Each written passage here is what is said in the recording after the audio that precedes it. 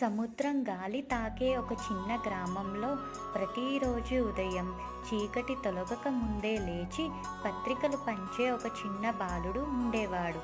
ఇంట్లో సంపద లేదు, చదవడానికి పుస్తకాలు కూడా సరిగా లేవు. కానీ అతని కళ్ళల్లో ఒక వెలుగు ఉంది, ఆకాశాన్ని తాకాలి అనే వెలుగు. ఒకరోజు స్కూల్లో తన టీచర్ ఒక చిన్న పేపర్ విమానం విసిరి, ఇలా విమానం ఎగురుతుంది అని చెప్పారు. ఆ క్షణం ఆ బాలుడి లోపల నిజమైన కల పుట్టింది. పేదరికం అడ్డుగా నిలిచిన, విద్య కోసం త్యాగాలు చేయాల్సి వచ్చిన ఆ చిన్న హృదయం ఒక్కసారి కూడా తన కలను వదల్లేదు. పత్రికలు పంచిన ఆ బాలుడే భారతదేశాన్ని రాకెట్లతో ఆకాశానికెత్తాడు.